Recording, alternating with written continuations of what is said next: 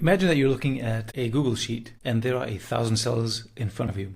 And every one of those cells represents a little snippet of code that you need to install in your head that is required for an excellent performance on the day of the test. And so that snippet can be a concept, a strategy, a tactic, a behavior even, or a mental math trick that you need to know for an excellent performance. Every one of those cells, for you to be able to use them on the day of the test, they have to be assimilated. And that is a really big difference between succeeding in your GMAT preparation plan and not succeeding on the GMAT preparation plan. So this video is really very important that you watch in order that you understand the task that is ahead and what your objectives are. Now, here's a misconception. And I think that misconception is very prevalent because we don't understand that the path to preparation is not linear. You're not a linear person, your life is not linear, and therefore your preparation plan and your progress is not going to be linear either. It's going to be kind of going up and down, kind of like the trajectory of life, of improvement in fitness, in trying to run a business, trying to run a startup.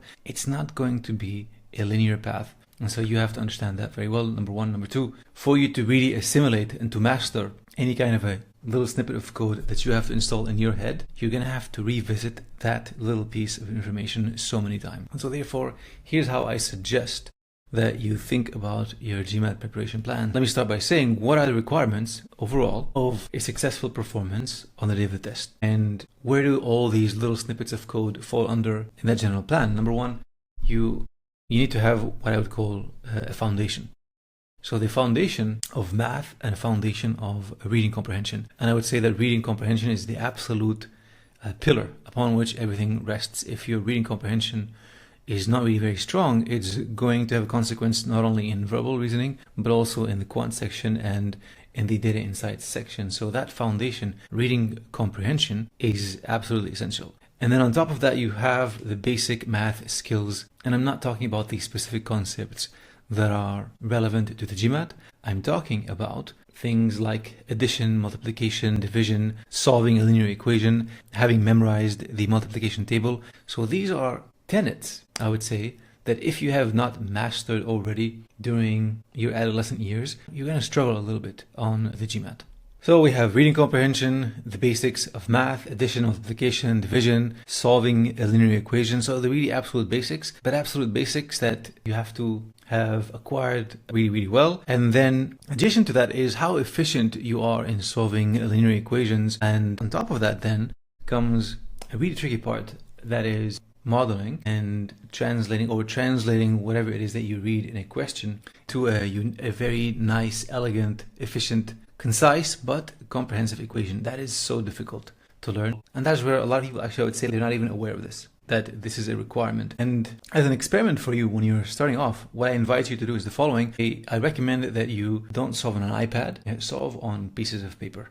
Okay, go back to writing on pen and paper. It's so important. You want to see what you write, and you want to keep a record because you want to assess your progress, and I'm going to get to that point in a moment. So we have reading comprehension, basics of math, and then reading and translating, modeling. Okay, that is a very difficult skill, and that is also a skill that if you haven't acquired during a certain time of your life, that is also where you're going to have to put in some time. And here's what I'm going to say. If you look at this over here when we're identifying division, if you think about all the phases of preparation, as you can see, you have things that are kind of straightforward. An intro, which is what this is, and then, the general test structure, what is it that you have to do, what are the resources, and then a diagnostic, which is a call you would have with me, solving my own diagnostics, and then taking a practice test. Maybe you've already taken a practice test, and then learning the concepts that are for the quant, the concepts that are for verbal, learning the rules that are in data insights as far as the different types of questions that you have to solve. Maybe you already know them, but that is something that we go through later.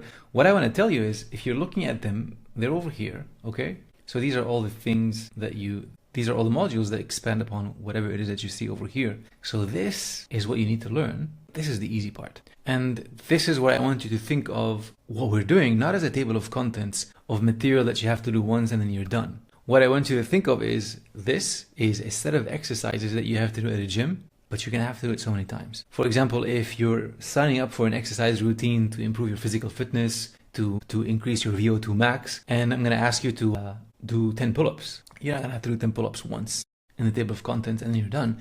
you're going to have to do it so many times, and how many times that you have to do it is a function of what your physical fitness is right now. That is so important to remember. And this is a big secret that nobody tells you in test prep. How easy it is going to be, the journey of prep, is a function of where you are right now in your physical fitness as far as quantitative reasoning and verbal reasoning. If you're someone who was fortunate enough to have grown up in a culture of standardized testing, and so you've done a lot of SATs, for example, you studied engineering, mathematics, English literature, or maybe you studied physics, engineering, and you've modeled a lot of equations, then you've already done a lot of the work, and your quantitative reasoning and verbal reasoning is at a level where maybe 2 to 3 months will be enough. But if you're not, then with that table of contents that you see in front of you, you're going to have to cycle through it so many times, maybe more times than you would like. But that is why this program is designed the way that it is designed. It's 1 year long if you need it, but that 1 year is split into sprints.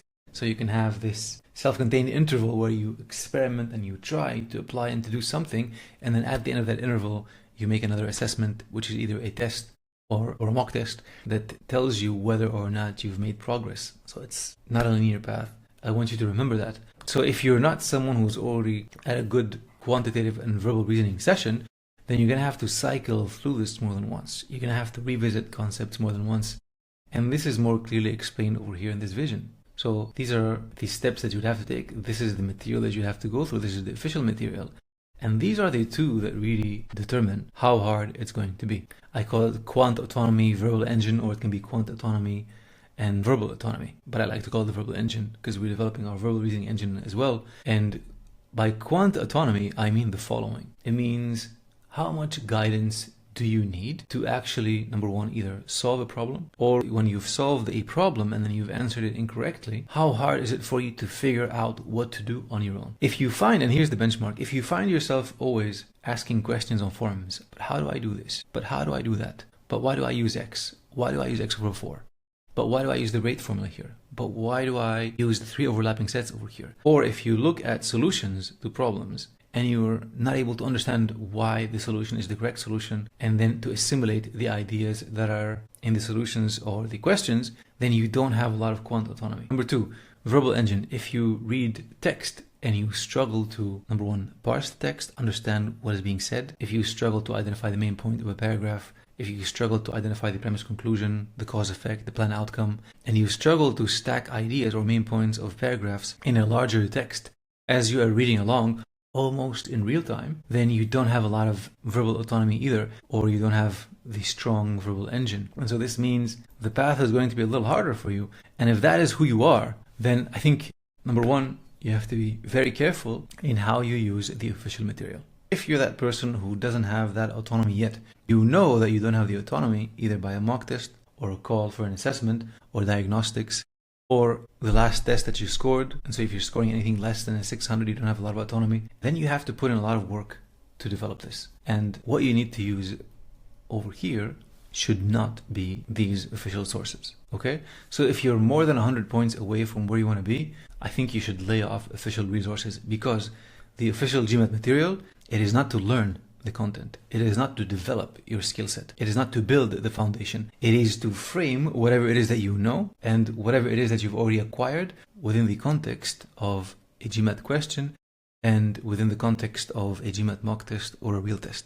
So it's getting ready for battle. It is to sharpen your sword. There is not enough resources. And therefore, if you solve these questions, and if you go through this material while you're still far away from your score and before you have developed sound, strong, sharp, quantitative and verbal reasoning skills, you will not extract all the value that you can out of those resources. So these resources to get ready for the exam, to frame your knowledge within the context of a GMAT question, a GMAT setting, not to learn the content. This is absolutely essential. And so therefore, your path to preparation should be as follows. Phase 1 is introduction, diagnostics, learning the concepts of math and verbal. I would say I'd even split it into 2, okay? Intro, diagnostics, learning the concepts, and then developing your quant autonomy and verbal engine autonomy. And that phase can take a while, and I think this is the hardest part of preparation. And you know that you need to be there if you have any of the following symptoms. Number 1, you're scoring the 400s or the 500s, and maybe even less. If you're scoring less than that, then your journey is going to be really, really long. and you really need more than a year, or if your score is hovering up and down. If your scoring is hovering up and down a lot and you're not really sure why, it can be one of two things. It can be, or a combination of your base is not really strong, or you're not really consistent or methodical in how you execute under time conditions. And I think these two are closely related. You can only become more consistent by improving your foundations and improving your understanding of the core concepts, core principles, and the quantitative verbal reasoning principles. So that phase is a little tricky, and that is where you sometimes have to spend a lot of time. And it can be done in 8 weeks, it can be done in 16 weeks, so in 1 sprint, 2 sprints, 3 sprints, 4 sprints. And so that is where everybody's different, and that is where the progress is not going to be linear. Why is that important for you to understand? Again, remember the analogy of you're trying to improve your physical fitness. And so let's say that you're at this level of physical fitness and you're trying to arrive to that point. You cannot expect to say like, okay, I'm going to do 200 hours. And at the end of those 200 hours, I'm going to succeed and I'm going to achieve my goal. Maybe yes, maybe no. It's a non-linear process, and it is a process that requires a lot of trial and error. And that is why you have to be really cautious and careful in how, number one, you set your deadlines, you choose your deadlines, what schools you want to go to, when, number one. Number two, and how you plan to allocate your time and how that affects your daily life, and also in how you use the official resources. I suggest, therefore, that you split it up as follows. Maybe if you're looking at this 1 year calendar, maybe this phase you do this material and then you take a mock test. And then you assess and you see like, okay, is this enough? Is it not enough? What are my strengths? What are my weaknesses? What did I do right? What is it that I have to use? And then you may ask, well, can I use other resources as I use this program? And I say, absolutely, for sure. Generally, you're going to have to rely on more than one resource. And the reason is that the progress is not linear. And so maybe you listen to me explain to you something in a very specific way and you understand it. And you think like, okay, I understand, for example, work rate time better.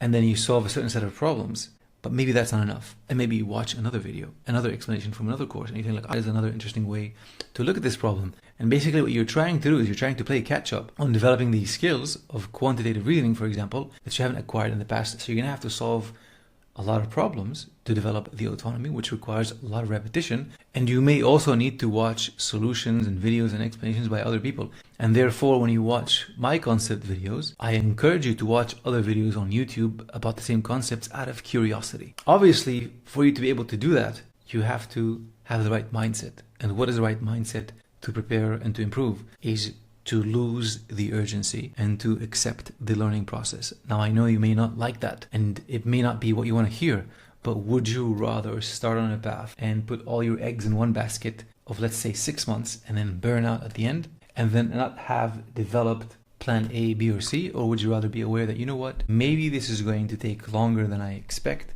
so let me just plan for that accordingly in order that I am not disappointed, I don't burn out, I make a better plan, I don't put my life on hold, I plan my applications better, and I actually enjoy the process and I learn something new. And in the end, you will have a better score.